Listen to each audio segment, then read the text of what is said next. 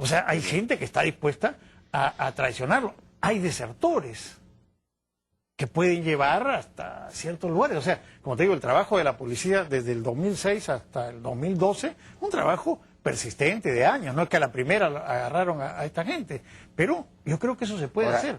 Hay la tesis de que, así como en Colombia, aquí hay que enfocar la cosa como que, digamos, aquí el enemigo principal es el narcotráfico, en este caso. Es verdad. Y que entonces hay que hacer una estrategia para golpear no al senderismo, no a las columnas senderistas, sino al narcotráfico. Y como consecuencia terminarán cayendo también estas columnas.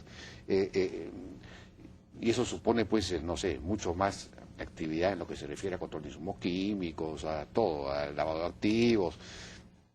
Yo creo que es un círculo vicioso, que es primero el huevo o la gallina, porque estoy de acuerdo con que el narcotráfico es el problema más importante. Es mucho más difícil de combatir que el sendero, porque el narcotráfico no es una columna, es una cosa que está extendida, que tiene bases sociales muy fuertes. Pero combatir el narcotráfico también es un problema porque está ahí sendero que te ataca, que te dispara, que te mata, que los policías no pueden circular, que los militares no pueden circular. Entonces, yo creo que, por ejemplo, en Alto Guayaga se ha acabado con Artemio y con su columna, ahora hay que luchar contra el narcotráfico, que es más difícil en un sentido, pero es más fácil en otro, porque ya la policía puede moverse con más libertad, digamos, ahí. Yo creo que hay que acabar primero con esta columna senderista, sin dejar de luchar paralelamente contra el narcotráfico, pero el combate fuerte contra el narcotráfico puede venir solo cuando se haya acabado esta columna, porque si ellos están ahí, es muy difícil hacer las operaciones de interdicción. ¿Cómo controlas carreteras ahí? De repente viene una banda senderista y te mata. Eso ha ocurrido antes. Entonces, yo creo que por lo menos ahora deberían centrarse en acabar con la columna senderista. ¿Y quién debe actuar? ¿Deben ser los militares como están ahora? ¿Debe ser la policía? ¿Debe ser un comando único de militares y policías? Hay quien está planteando que incluso la policía antinarcóticos pase al Ministerio de Defensa, eso lo plantea el general el almirante Jorge Montoya. No, eso es una barbaridad. Para tener un comando único, porque hay que manejar las cosas de una manera unificada en este tema. No, yo creo que los militares no deben meterse en lucha antinarcótica. Ya tenemos experiencias espantosas en la década del 90 de la corrupción que infestó. Pero la policía no puede enfrentarse a estas columnas. No, tampoco.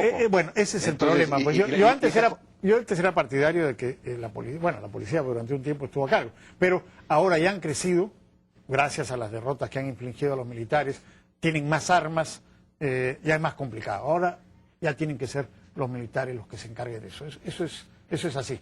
Pero, digo, usando inteligencia, hay que aprender de la experiencia, en este caso, colombiana, y de lo que haya que aprender también del Alto Guayaga. Yo creo que con eso se les puede derrotar.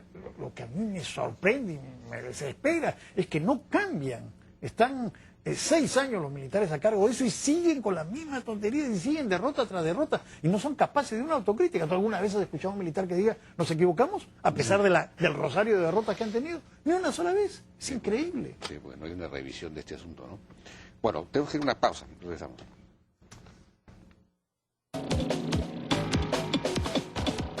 Bien, seguimos conversando entonces con Fernando Rospigliosi. Ahora, este ataque a Quepachiato, el secuestro de estos 30 trabajadores... 40, perdón. Se ha dado justamente después de Semana Santa y en la semana de Conga, por decirlo así, en la semana en la que se iba a conocer el peritaje y en que ya se había programado el paro que se ha realizado hoy día en Conga, y una serie de movilizaciones, que de alguna manera comenzaba, digamos, la campaña antiminera en el país con el tema de Conga.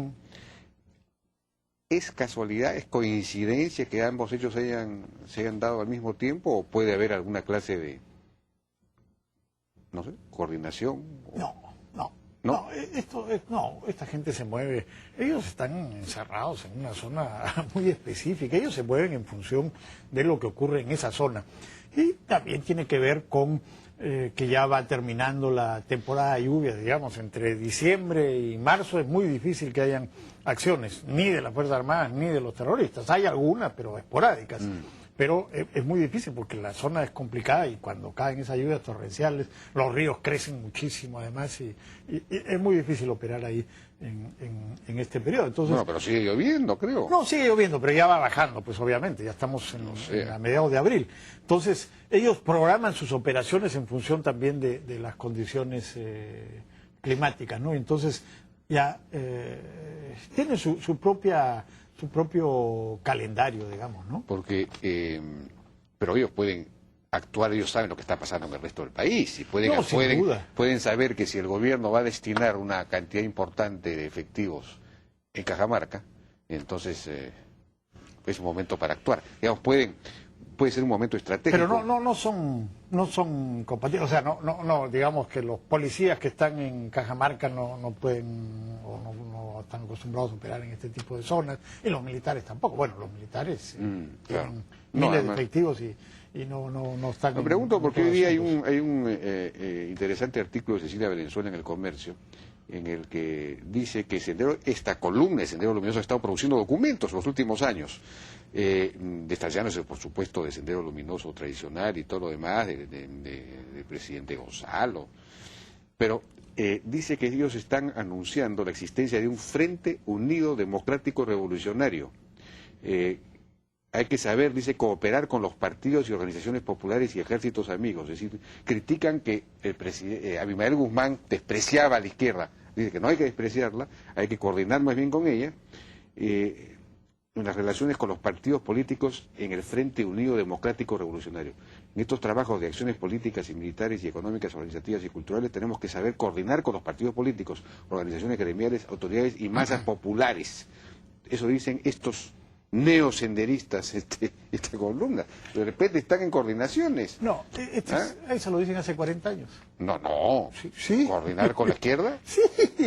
No, el Frente Democrático, no, ese es un lenguaje marxista, maoísta, esto del Frente Democrático, que se repite ininterrumpidamente. Y hablan siempre de hacer el frente y de que hay que coordinar con otros. No lo han hecho, naturalmente mataban incluso a los izquierdistas cuando ellos tenían poder para hacerlo, de los partidos legales, de la Izquierda Unida en la época. Bueno, pero ¿qué están diciendo que hay que coordinar? No, esa es palabrería que repiten. ¿Palabrería? Sí, sistemáticamente, no es la primera vez que lo dicen, ni es la última. Y bueno, yo he leído algunas cosas de las que ha publicado esta gente de José Gabriel, son una serie de cosas delirantes y la verdad es que eso es solamente para encubrir sus verdaderos negocios, ¿no? Porque estas cosas, estas historias de la gran política ya es algo que jamás practican ellos están encerrados ahí, dedicados a sus negocios. El narcotráfico básicamente, la tala ilegal de madera y eventualmente si pueden secuestrar a alguien, lo secuestran. No es muy frecuente, pero lo han hecho nuevamente. En el 2003 hicieron una cosa similar al otro lado del río, en Anco, en Ayacucho, ¿no? Cuando secuestraron a 70 Bueno, en ese trabajadores. sentido son pues una suerte de FARC, ¿no? La FARC hace lo mismo. Vive el narcotráfico, secuestra. Es una mini FARC. Ahora, la vez pasada, en 2003, aparentemente hubo una negociación con Techín y aparentemente Techín pagó una parte, por lo menos, de lo que pedían. Eso se dijo. ¿Se debe negociar? ¿La empresa debe negociar? ¿Debe pagar? Ahora es muy difícil decirlo, pero tú ponte en el caso de ellos, ¿no? Tienen 40 trabajadores secuestrados. Es complicado, ¿no? Porque ahora, bueno, está el comunicado de las Fuerzas Armadas que dice que lo están rodeando. Y bueno, yo tengo mis dudas de que pueda ser rodeable algo ahí en esa zona tan intrincada de selva. Si no tienen la tecnología adecuada, si la tuvieran, sería posible. Pero si no la tienen, es complicado. Y ellos tienen a los secuestrados. Entonces, un intento de liberación, esto no es la embajada japonesa. Esos, bueno, salvo 4 emerretistas duros, el resto eran muchachitos, que no mataron a los rehenes, por suerte. Pero esta gente, estos los matan. Estos son gente curtida, desarmada, ¿no? Que tiene 25 años ahí. Entonces, yo creo que eso es complicado, ¿no? Liberarlos va a ser complicado. Después de que los liberen o que haya, qué sé yo, algún tipo de negociación, bueno, se trata también de capturarlos. Ahora hay que tener en cuenta también la experiencia del 2013. En junio del 2003 fue el secuestro, Se dice que hubo una negociación, la empresa nunca admitió que eso hubiera ocurrido, y después las Fuerzas Armadas tomaron el control, se establecieron en Pichari, donde está la base hoy día, y mandaron patrullas. Una patrulla... Y trataron de establecer un cerco también. Bueno, que una fue patrulla burlado, que fue combinada burlado. del Ejército y de la Marina, de Fuerzas Especiales, cayó en una emboscada, mataron a 5 miembros de las Fuerzas Armadas y 2 guías, y terminó la operación ahí. Se salieron los militares. Bueno, pues no es fácil, ¿no? Yo creo que hay que andar con cuidado ahora, y lo primero es que esperar la liberación de los rehenes y después hacer las operaciones con mucho cuidado, porque esta gente prevé eso, ¿no? Prevé que los van a seguir, entonces tienden emboscadas para... Pero si tú golpear. facilitas la negociación, estás incentivando también los No secuestros. no se puede facilitar la negociación. Pero vamos a ver qué ocurre. O si tú la toleras como Estado, o ya, Sí. señor, empresa, usted negocie. No, el Estado no puede tolerar, ni puede meterse, ni puede negociar. Ahora, también hay que decir que esto es un caso raro y esperemos que no se vuelva a repetir. Pero no es frecuente, ni lo va a ser en el futuro, que ellos puedan secuestrar a un grupo así de 40 trabajadores. Esperemos que Bueno, no sé. haya más Con la plata vigilancia. con la plata que van a ganar, si es que logran, de repente se fortalecen aún más.